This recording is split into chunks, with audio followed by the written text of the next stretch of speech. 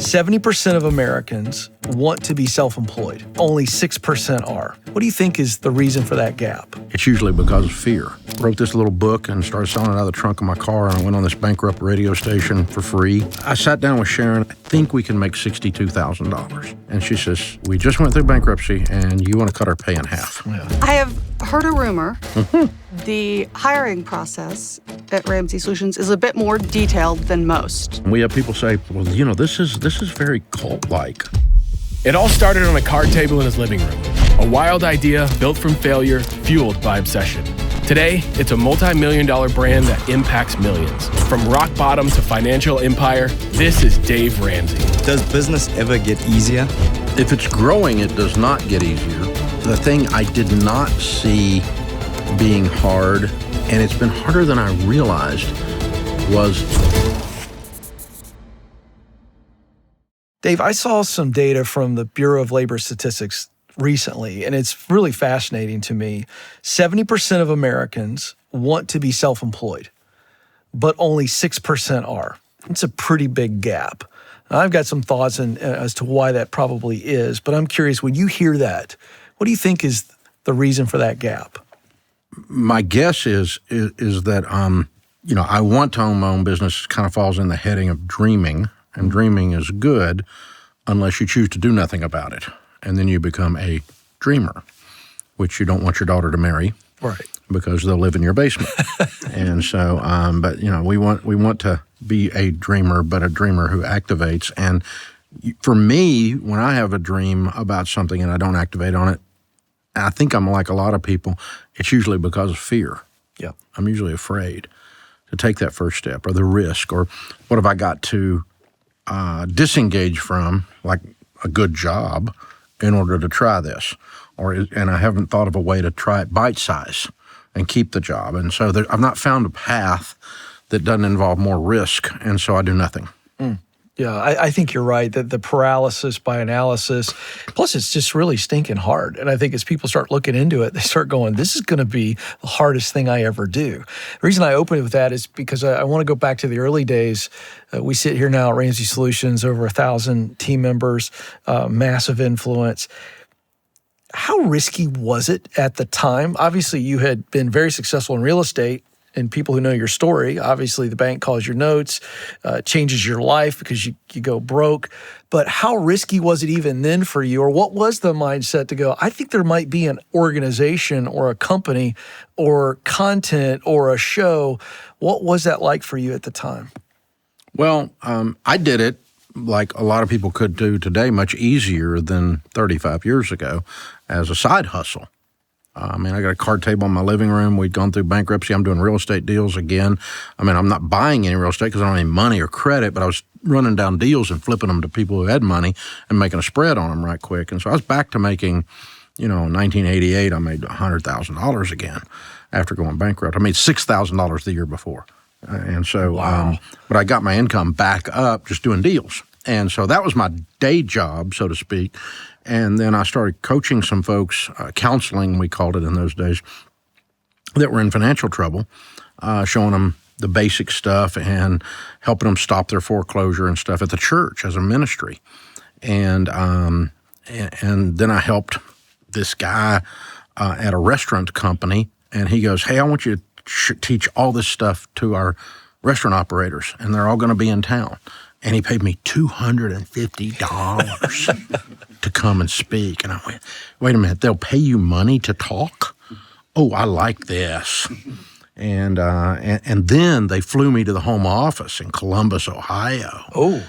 And gave me $250 more and $500 in restaurant credit. So big time. I'm up to $750 speaking fee now.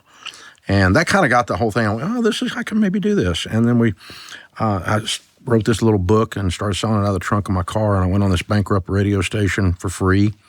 And I'm doing all of that while still doing real estate. So I was basically feeding the family with real estate, and I'm selling $12 books. And I started doing a little bit of one-on-one coaching when we went on the radio and for money. And I think I charged $150 for that. And I rented one of the, I don't even know if they do them anymore. Now it's more entrepreneur centers or whatever, but they had these offices where there was a group of offices and they had a common receptionist and a common conference room, and you could rent an office. In those days, it was $400 or $500 a month, and you got receptionist service and secretarial service as part of the package, and use of the conference room. So I talked them into letting me just use the conference room only for $50 per use. And then I would go in and sit down and do a $500 counseling session, but I had an office to go to because they weren't in my living room, which was a good idea. And I sat down with Sharon and I said, I think I'm getting great joy from speaking and coaching, counseling people, and I see a way to start a class where I can do it a little bit more scale than one-on-one. And I think between those three things and making a little bit of ad money on the radio, that I think we could make, I wrote it all out on a yellow pad, I think we can make $62,000 next year if I went full-time financial peace and quit real estate. And she says, so we just went through bankruptcy and you want to cut our pay in half. Yeah. Again. Right. And I went, that's why we're talking about it. This is what I think we're going to make. And I think this is God's call. I think we're supposed to do it, but I'm also not going to make it, you do it, I'll keep doing it, we'll work it a different way. We're talking it through. And she says, well, let's pray about it. And she came back a couple of days later and she said, I don't understand this. It makes no sense at all, but I think we're supposed to do it. And so we quit. And I made $64,000 the next year. And thank goodness it didn't stay there. Yeah. Well, I'm impressed that you actually thought 62 and you actually brought in 2,000 extra. I think I had to prove to her I was right. Yeah. I mean, I probably worked a little extra somewhere. Yeah. Extra, stayed a little longer somewhere, spoke a little bit more or something, talk somebody into raising the fee. I've interviewed you so many times and we've worked together for a long time. We've been friends longer. I've never heard that part of the story. And I'll tell you what pops into my mind right now is I've been on the air with you many times where we've taken a call from somebody who says, hey, I've got this side hustle. When should I go full time? And you and I both in chorus will say, we'd like to see you. The most conservative route is get 6 months to 12 months of your income in that bank account. Mm-hmm. And, I didn't have anything in the bank account. But you didn't do that. No, but I did have... Why did you do that? I had good social proof. I had proof text. So you I didn't make those numbers up because I had done it part-time as a side hustle. That's right. And I could see extrapolating that, doing a little bit more counseling, a little bit more books, expand the whole thing just a tiny bit more, and it would get to $62,000. You could see it on paper that it was a reasonable assumption. It wasn't like I just woke up one morning and went, I'm going to quit my job and start a business. Exactly. No, we don't do that. That's right. Not wise. Particularly you got 2 little kids and you've just been through bankruptcy. Right. Your wife will leave. Right. I mean, it's like that sucks. Yeah. So no, we didn't do that. But we didn't have the money saved to do it, but we did have the spiritual component to it, and that not that I'm going to blame God for me doing something dumb. People do that all the time, but instead it's like I really have this sense, this weight that I'm supposed to step into this, and electric things happen when I'm doing this, and when I'm over here, I'm making good money, but there's zero electricity. It's just to perform and take care of my family, which I'm willing to do. That's the first thing you have to do, take care of your family. Yeah. Then secondly, you get to live your little dream, That's right. But, and people that put their family at risk for their dream I don't recommend that either. And I didn't, because I could have gone back to doing real estate instantaneously. Right. If I had 3 bad months and made zero and we couldn't eat, I'm back in the real estate game. So it's not like I had a complete, there wasn't an escape hatch. Man, you came out a crusader, a word that we use very intentionally around here. It's on the walls. And when I think of you and I describe you to people who don't know you, they'll say, "Wait, what's he really like?" And I go, "He's really a crusader." Like, this is something that it's deep in your soul because of how it seared you. For people that are entrepreneurial, they think they're entrepreneurial, they think they've seen a solution that they're excited about or a problem that moves them. How weighty does it need to be to win at that? Can you just say, this is a good business model and I can scale it and I can really make it? Or does it have to have the joy factor or the weight factor? If it's me centered, what can I get out of this? It's never going to have the joy. Oh, that's good. If you can make it other-centered and you can get joy because other people's lives are changed because of what you're doing. I don't care if you're making hamburgers. You want to open a 5-star restaurant, you're a chef. I don't care. what you're doing. But you got to have a thing where it's other-centered, because there is no joy in self-centered. The only joy comes in serving, ultimately. And it's a dichotomy, actually, that you end up feeding your family and living your dreams because you served. But it's almost a paradox, if you will. But it's also it's the only thing. It's the only thing you can last, because business is too stinking hard. There's too much betrayal, nastiness, trash, and filth, and you just scratching and clawing. You come home with stuff under your fingernails every day. I mean, it's hard. And so if it's only for the money, you won't last. Nobody lasts. Nobody sticks it out. I think people tend to ask folks like you that have been very successful in building an organization and certainly a movement, what would you do different? I don't want to know that, because I'm sure the list is really long, but I'd love to know, what would you do the same? You take yourself back to the early days of launching what is now a massive organization with huge influence. What would you do again? It's kind of like the aspiring entrepreneur, pay attention. Here's what I'd do the same way I did it back then. I am inordinately proud of our team, the quality of people that they are, and how good we are to them. I will not have an instance at the end of my life looking back going, no one that worked for Ramsey was mistreated. Not under my watch. They were loved well. They were cared for. This is an attractive, wonderful place. And it's because we love our team, and we demand excellence of me and of everybody else. We don't hold back. We're playing for the Super Bowl. Leave it on the field, baby.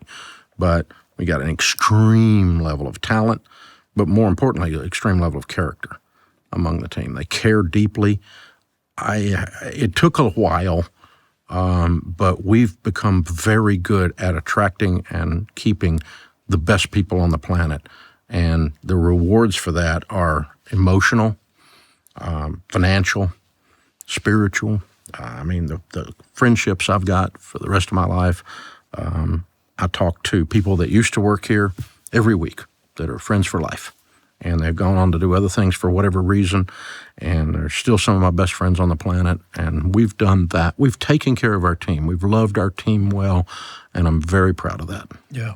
One of my favorite quotes from historical leaders is Napoleon. He said, "A leader is a dealer in hope." Hope is a big word around here. What's funny is, for all the criticism you get, you are a dealer in hope. I think our organization is a dealership of hope. Yeah, that is what Why we is do. that so important? Why was Napoleon right? It's fascinating that he said it, the way he said it. Well, it kind of goes back to the old Henry Ford quote that goes with that, and it's, if you think you can or you think you can't, you're right. And so even the economy itself is driven as a self-fulfilling prophecy often. If people think the economy is going to boom, they start investing and making moves that actually cause the economy to boom. And so hope is a huge economic indicator. Lack of hope causes people to draw back and causes them to hold, and the glass is half empty instead of half full. And it's a scarcity mentality, and so I pull back any investing. I hoard the cash, batten down the hatches in a storm. That's quite the opposite of drive, and that contracted our economy. Everyone did that. They weren't working. Their payroll, job loss, contracted the economy. And there's not enough government spending on the planet to offset that, because that's not a real economy. That's a parasitical thing, so financially, mathematically. It's not philosophically too, but mathematically. So when you have hope, then you will sacrifice. If you go to the gym and you get on the treadmill and you eat less food that you love and you gain weight, you don't have hope, so you quit the activity. Humans need to see progress, and if they're going to engage in sacrificial things. And so when we say, the only reason I would go do something painful to win is if I thought it was going to work, that's hope. I have to think it's going to work. I have to think going through some kind of a sacrificial or hard thing or whatever it is, doing uncomfortable things. Why would you engage in that? That's silly. That's masochistic if you don't think it's going to give you a result. And so that's hope. This show is sponsored by BetterHelp. We live in a society that recognizes go-getters and entrepreneurs, and it's absolutely right to value that independence. The ability to have a dream, work hard, and make it reality is important. But it's easy to forget that no one can do it alone. We're all better with a support system, including me. I know I lean heavily on a close-knit group of guys that I can just be real with. Therapy can be a great source of support for any area of your work life or personal life. So if you're thinking about starting therapy, I want you to try BetterHelp. BetterHelp is 100% online therapy with licensed therapists. That means you can talk with your therapist when it's convenient for your schedule. Just fill out a short online survey to get matched with a therapist, and if that one isn't a fit, you can switch providers at any time for no extra cost. Asking for help isn't weakness. So this month, strengthen your support system with BetterHelp. Visit BetterHelp.com/Ken to get 10% off your first month. That's BetterHelp.com/Ken. All right, let's go to a question right back here. Sometimes we get into a point where there's burnout is real. One thing that I can say about you as observing you just today, actually, is there's a certain level of stamina and mental dexterity that perhaps many people do not have. How do you day in, day out, work, talk, help? How do you manage that? Like everyone, I get tired, but there's a difference in fatigue and burnout. Burnout is you're doing something you hate and you're tired. Fatigue is I just did the yard and I'm really tired of doing the yard, but man, it looks great for at least a week, and it looks perfect. I used to cut grass when I was a kid, and it was a certain satisfaction at the end. It's like, that's a job well done, and it gives you energy to look at it and go, those bushes look great, that mulch is great, that customer's going to be happy and give me my $3 and that kind of stuff. So yeah, there's I think when you can close the loop on something, stuff where the deal stays open in perpetuation, that's very hard. But you can close the loop and say, this has occurred, it's a completed job, and this person I'm looking at a person who was helped, and my family's financially better off as a result. Everyone in this transaction won. There's a lot of energy in that. And the more your years, now it's decades for me, almost 40 that I've been doing this. I think the phrase you used, dexterity, that's an interesting phrase, but I think my mental gymnastics have increased because of practice.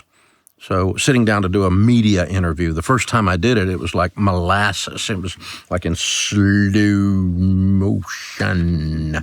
And now my pulse rate doesn't change, So I think it's a learned skill, a muscle that is developed over time, and you get better at it, you quicker at it. You can pull the file, go, that plug, do the edit on the fly and picks that. Yeah, that was funny. Let's try that again. And or that caught people would go, I'll try that one again. I'll file that. And 30 years of doing that, you got a lot of files. Yeah, just a quick observation on that question. You can't give what you don't have. And, when you see his energy, there's a whole lot of why behind that, a whole lot of why, because you don't have to be here. And the other thing is the how. And just in my own life, there are seasons where I'm better at work when my personal life and everything else is better. Oh, yeah. When it's not. If the home front's fires aren't burning, you're messed up. I would say, taking care of yourself, physically, spiritually, relationally, that a lot of times is what creates what we see as burnout. It's really someone just flaming out. It's not burnout. Life is on fire and they don't get it fixed. Yeah, and your tank gets empty for whatever reason. Yeah, you got to refill your tank. That person bragging on you at the parking lot doesn't fill your tank if you go home and you got a mess at home. 100%. Because that'll drain off every little thing you got. So, yeah, I'm inordinately blessed. I mean, my wife is the definition of low maintenance.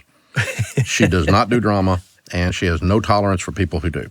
So, including me if I get home. So it's true. So it's like, it's like she's the perfect. I mean, it was with the kids growing up over the years. I've been doing this, and we got a hard schedule or something. There was no wait till your father gets home. No, she took care of it long before I got there. I love that. Okay, let's go right here, front row. I'm in a situation right now where we're flirting with starting our own business, but we're still needing to kind of build that war chest as a family. So what advice would you give to someone in my situation where I want to be with a good leader And then I think also as a burgeoning business owner, dealing with clients that would be confident and be a good client to work with. Does that make sense? I think the beggars can't be choosy thing it comes into play. Sure. I've done a lot of work and put up with a lot of stuff in the early days to get something moving that I would have close to zero tolerance for now. Sure.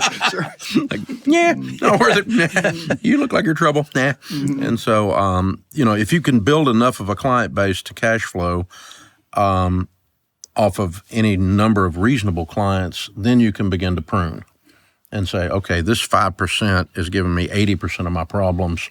So we're going to prune those as clients. We're going to allow them the opportunity to work with our competitor and drag them down.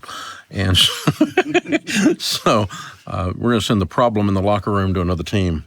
Even if they're talented, it doesn't matter. You're not worth it. Even if we make a lot of profit on it, you're taking I'm spending all of my calories on you.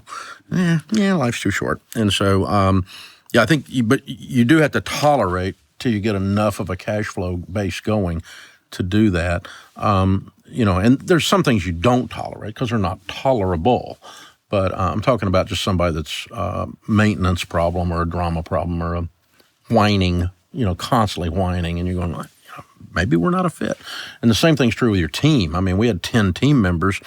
If I let go of everyone every time they whined about something, I'm going to lose 10% of one of them is 10% of my workforce, But you got 1,100, you go, hey, you're not happy. This is a happy place. If you want to be on board here, we are happy here. So that's it. As far as working for someone else, I've got this great website called kencoleman.com where you can check and interview techniques. And I fully expect our team here, our leaders here, and our recruiting folks here to invite the person that is interviewing to interview us as well. What is it you hated about the last place? And, you're going to hate that here too, because we're just like that. That's good. It's good to know ahead of time. And so, we're just the opposite of that, but there may be something else here that you have the opportunity to hate. So, let's keep talking and learn. So interview, not just be interviewed if you're looking for a position with someone else. And, I'm not 21 years old, straight out of college. I don't have to do this. I would like to do this if this is a fit and I can add value to the organization. I want to be here. But I've been in situations in the past where there was toxic stuff going on. Talk to me about toxic leadership here. Is there any? What do you see? And just ask them about it. And they'll tell you, oddly enough. I'm amazed in job interview situations when people will just ask a question that people will tell you anything. They shouldn't tell you, but they'll tell you anything if you'll just ask. It's true. And many times what they don't say is what you're looking for. So he's right. Yeah. Asking really good, thoughtful questions in the job interview, and what you want the answer to be. And when you don't get it, or they start misdirecting and sound like a politician on a Sunday morning show, there's your clue. The only people get hired to do that are politicians, where they never answer the question and they just throw some stuff around. So I think that's really important. I've got to follow up on that because it actually triggered a question. Because you're a strong leader, and I think there's going to be I know there are going to be a lot of young leaders, aspiring leaders watching and listening to this. What advice would you give to them on how they need to interact with and honor their leader that's above them? If it's a strong leader and I'm not talking good or bad leader, just they got a strong leader and they want to influence their leader in a positive way, build that relationship, hopefully grow to get more opportunity. What's the best way for a young leader to interact with a leader above them? We've learned to invite conflict. Not all organizations do that, but we enjoy conflict because that means people are saying what they think. And you can also solve for the conflict going away. But if you never know it's there, you can't solve for it. Provide honor and say, okay, look, don't have as many years at this as you do, but here's what I'm seeing, and I'm confused about this a little bit. Help me understand why we're going that way, because I really want to plug into this. And I've got, I see over here what's going on, and I don't know if that's right or not. Help me work through this. Help me get aligned on this. And somebody asking questions like that, I'll talk to you all day long. Or they go, hey, at the last place, we did it this way, and here's why. Why are we doing it this way at Ramsey? It's a different way. This thing, this technique, this process, this system. And sometimes the answer is, because we're stupid and your way's better, so why don't you teach us that? That's a good answer from a leader. They got to look up and go, well, you're better. Yeah, you just brought some help from the other place that you used to work at. That's great. You added value today. I think if it's not belligerent, a leader that is confident invites help. Because if you want a bunch of clones running around, there's nothing, people doing the exact same thing with no independent thought whatsoever to add value, then the organization's beginning to die immediately. It's called bureaucrats. Principles don't change. Processes should always change. If it's the opposite, you're a bureaucrat. If processes are worshipped and principles don't matter, then that's a bureaucrat. You're working at the DMV, and so no one's allowed to think anymore. There's no thought required. It's robotic. But we have a principle here. And as long as we stay on that principle, then I don't care how we do it. I mean, when we started, the internet wasn't there. There wasn't a podcast. There wasn't a YouTube, for God's sakes. There wasn't anything. It was talk radio on AM in your car was how we were getting the word out. And so certainly processes have changed. But what's the principle? Excellent communication with storytelling and humor, and in a winsome way that's attractive so that people can learn something and their life gets transformed, and in the process they meet God. That's the same principle that we started with. That principle is not going to change. If you try to change that principle, you got a real fight on your hands around here. But everybody's aligned on that. But they go, a guy walks in my office, in 2003, and he goes, we need a podcast. And I'm like, what's a podcast? I never heard of that. He goes, well, a couple people are doing them. And I'm like, okay, that doesn't mean anything. What's a podcast? He goes, it's a thing on the internet. I'm like, people are listening on audio on the internet? Really? And he goes, yeah, Cuban just sold broadcast.com for $11 billion. You ought to check it out. Wow. I was like, yeah, okay. That's how long ago it was. I remember that too. Yeah. And I was like, oh, okay, that's the birth of a Cuban. Yeah, there we go. So, but yeah, and so broadband wasn't even That's right. Widely dispersed at this point. It was still dial-up, dial-up and 14.4 or whatever it was. But you could still get audio. It was a little bit Mickey Mousey. And so we jump in, we start doing podcast and put an hour on for free. And people are like, in the radio business, they're like, oh no, you have to charge for this. And I'm like, no, we're just going to put it on. It's not, it's a nuanced anomaly. It may not even last. Here we are. Yeah, exactly. All right, right here. I have heard a rumor that the hiring process at Ramsey Solutions is a bit more detailed than most companies. Whatever you're doing is right, because everyone I've talked to who works for you loves it, and it's amazing, and you're clearly successful. What do you think you do different in the hiring process, or what is your advice on building a team? That's great. Thank you. Our hiring process is built based on the stupid mistakes that we made in hiring.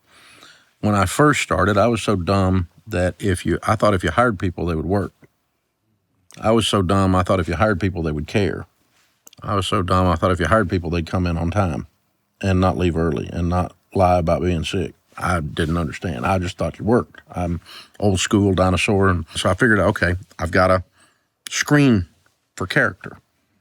And I quickly, after early in the maybe first 5 or 10 folks we hired, I quickly figured out just by observation that the things that were aggravating me about a team member that didn't work out were they get mad at me and quit, or we would look at them and go, this is not a fit, one of the two, were not talent related. I was not having problems getting someone that had the talent to do the work. It was character related and culture related, value system related. And we started using the phrase, that person doesn't get it. Whatever that means. So I don't know what that means, but they didn't get it. They didn't get the memo, and so we went with that one for a while and went, okay, we got to hire.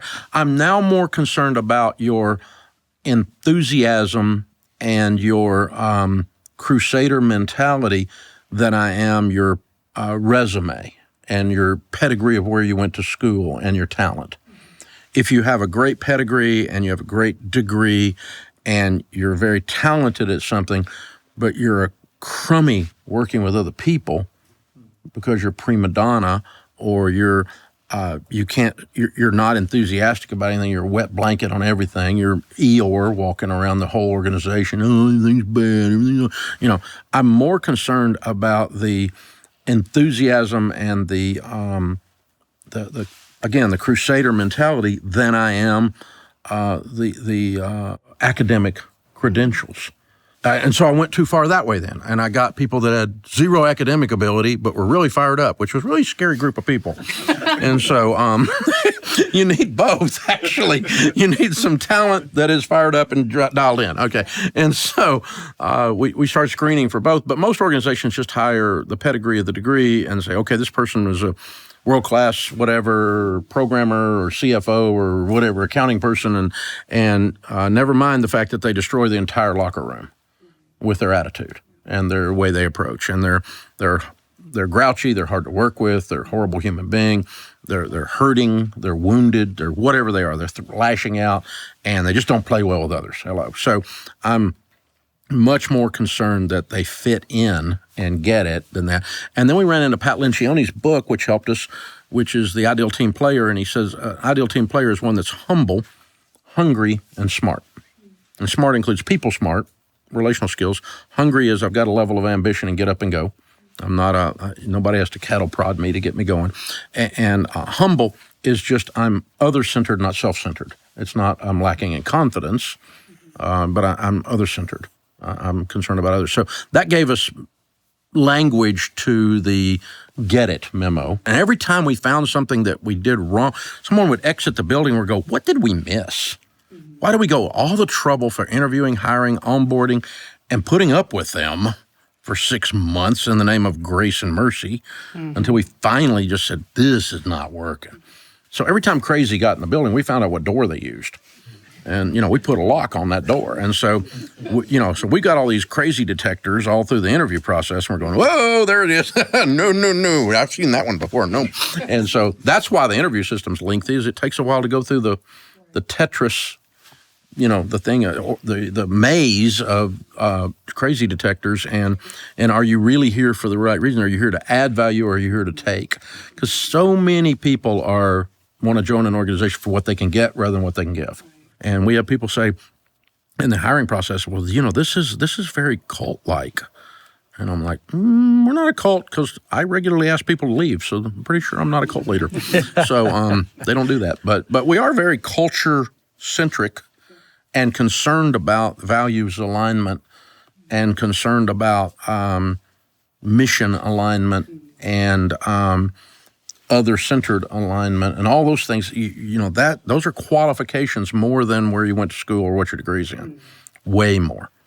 Because I've hired some people with more degrees than a thermometer, and they can't think their way out of a wet paper bag. It's ridiculous. I think we all agree that growth happens outside of our comfort zone, and I'm really curious. You're still the CEO of this organization. You're still the main personality. It still feels weird to even refer to you as that. But at this stage of your career and life, where are you intentionally trying to embrace being uncomfortable for whatever that growth looks like? Or is there an area where you go, I need to get uncomfortable? Two areas, and you're aware of both of them because you've sat in the meetings with me on these things over the years, the things we're working on is, the entire world is now digital, and I'm a dinosaur. I didn't grow up with a magic wand in my hand. And I've got 2 generations in the building that grew up with a magic wand in their hand. They touch the screen and things happen. And we had a black rotary phone. I grew up with the same thing. With a cord to the wall. That's how old I am. So when digital is not native to you, so for boomers it's not, and really for Xers it's not. Same, yeah. Millennials and Zs, it's native. And so their brains are set up to, and it's a wonderful brain pattern because it's an abundance. It's an abundance mentality because they just assume that if you push a button, stuff happens. And I'm still kind of amazed and shocked that it does. And so I have trouble. When I started, I was the focus group for our customers.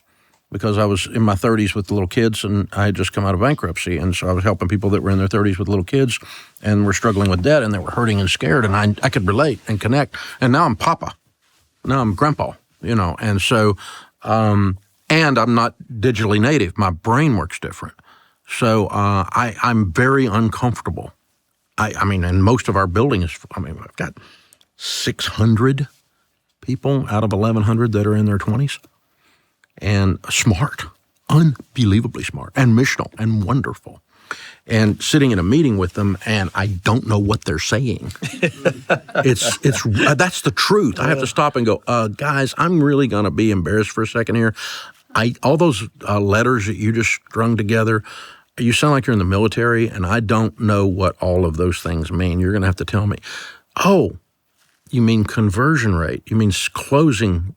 Making a sale on your close rate on your sale, and we're doing that on the internet. Oh, now I can add value. I can help. I don't even know what they're saying, and they're running down the path so far ahead of me. I'm like, wait. So I don't want to hold them up, but I also kind of own the place. I need to understand. So it's wise for me, but I'm uncomfortable. It's very uncomfortable being the dumbest guy in the room. I'm not used to that. It's harsh. And then the other thing I'm uncomfortable with, and both of these are intentional. I can choose to not do that, but it would be suicidal in both cases. Choosing to run an analog business in today's world would be dumb. You pretty much put a bullet in the animal and killed it, So, but the other one is, the succession planning stuff, and handing off all of the brand influence to you guys, the Ramsey personalities, and handing off all the internal influence to the leadership team. And, 3 years ago, my son became the president and I'm the CEO.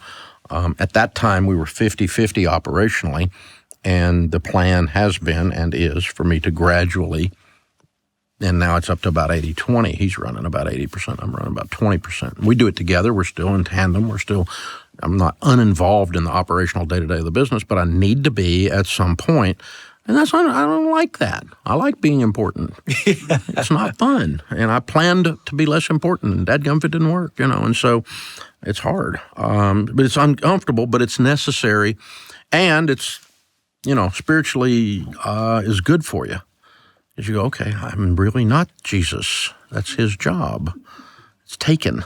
This Messiah thing, someone else got the gig. And so they can do it without me.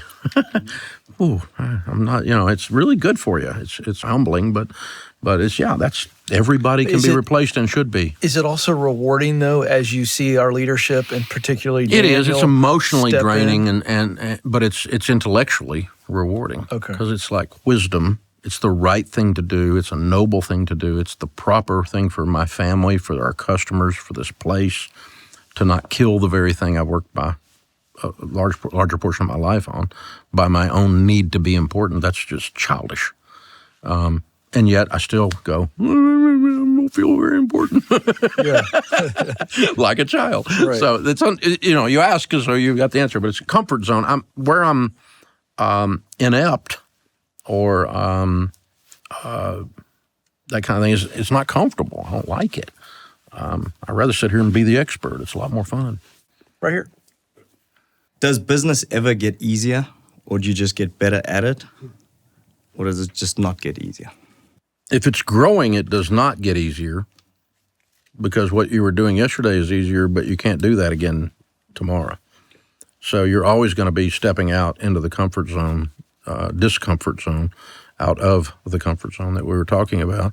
So yeah, you're always going to be trying something you've never tried before, doing something you've never done before, whether it's scale or whether it's an actual new tactic or strategy that you've never done before. So I think the thing I did not see being hard, and it's been harder than I realized, was because I'm so pragmatic or utilitarian in a sense. If something's not working, it's easy for me to stop it most of the time. But some of the stuff here that's legacy that we've been doing for years a certain way, I'm the problem, because I don't want to kill the sacred cow. And the guy's in the hallway mooing, he needs to go, and I'm the worst guy. And why am I loyal to a system that has long since died? But I have this romantic tie to the stupid thing, and I have to catch myself intellectually, get above that, and go, "That's really dumb, Dave. You have to stop that." So that part of business change, the curve, you stuff gets left behind that you love, and so that's very difficult. What does get easier is, again, things you've done before, but the things that you thought in the old days were going to be the end of the world, that little drama queen in my head that was playing out these tapes that, oh, this is the end, that's it. That person leaves. We won't survive without that person. And we didn't even notice they left, and there's Dave. So then the next time I have this, no, that person leaves, we'll never survive this person leaving. I'm like, remember the last time? And now I'm talking about it being me. It's like, oh, they're going to survive. Oh, crud, they're going to survive. So I'm not leaving. I'm not going anywhere today. I'm not announcing that. But I'm just saying there's going to be a day that this place exists without me and probably is better.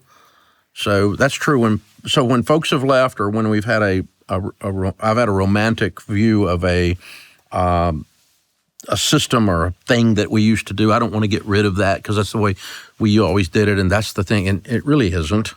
So turning loose of some of those things has been harder, but it gets easier. You build the muscle. You get, first time I had to ask someone to leave the building, I was sick all weekend, and they didn't care. I cared like 10 times more than they cared. They were like happy to leave. And it just tore my stomach up. I couldn't sleep. Sharon's like, "You are a wuss." And I'm like, "No, I love people, and I promised this person when they came on board, and it's just not working. And I've warned them. I've talked to them. We've done everything. I know I've done all the right steps, but man, I was just sick at my stomach." And I'm not flippant. I don't treat people like a slab of meat or anything now, but I also know that they're probably going to be better off somewhere where they fit, and we're going to be better off without their influence here. And so I haven't personally let someone go in many years now around here. It's not part of my job today, but I emotionally can handle it a lot better. It's not that I toughened up; it's that I gained perspective that no one died as a result. And most of the time, we get a replacement. God sends us an upgrade, and most of the time, that person goes and they prosper somewhere else. They weren't going to prosper in this environment because it didn't fit.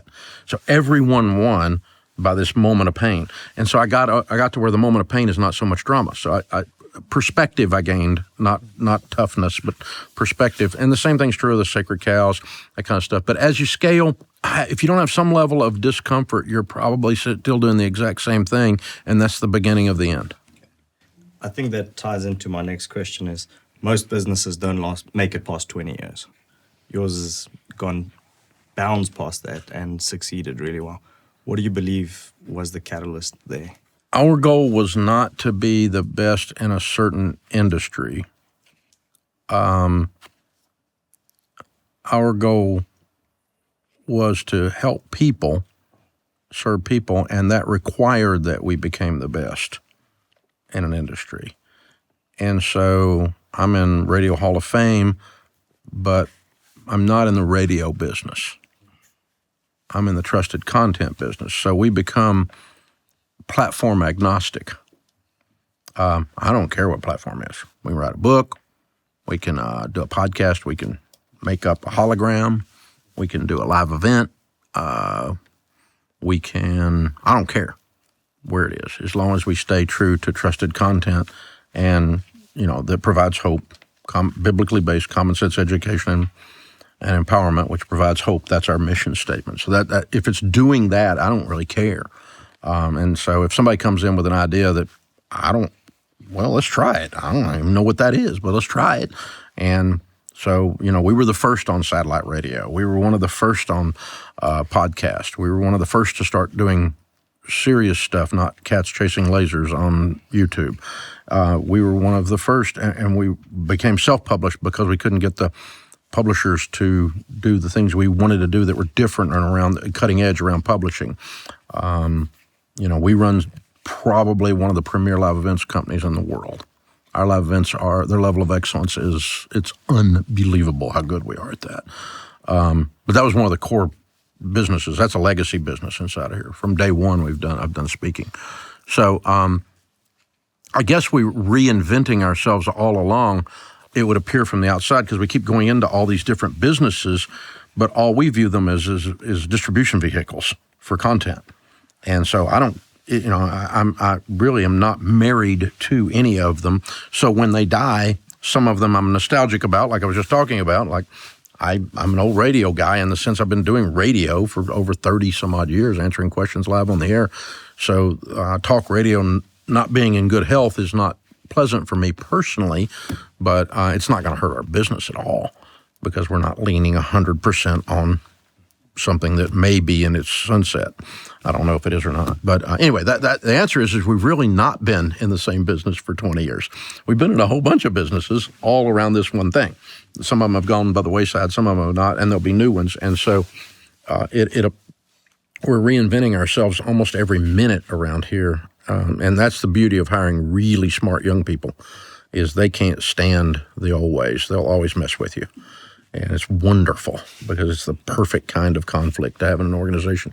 It causes growth to be demanded and trying new things and risking and not getting stuck in the old ways, so to speak. I think if you got a whole bunch of old people, then you probably set yourself up for that. And I don't mind old people. I like them. I'm one of them. But I love these kids, man. They bring it, and they're so quick. All right, let's go right back here. Yeah. So in my line of work, I study behavior for a living. And something that I've learned like over the last few years is we're slowly getting away from a lot of these original behavior principles. And a lot of people look at things from like the outside in. And one thing that you've talked about a lot today is like succession a little bit. And one of my thoughts is, what is Ramsey doing now to prepare like where these principles don't get misinterpreted? It's a great question. Yeah.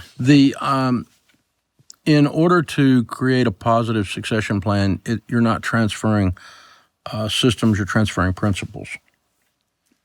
And so if our leadership team and the Ramsey next generation, the Ramsey kids, so to speak, they're not kids, they're grown people, but do not embrace the values, the succession plan will fail.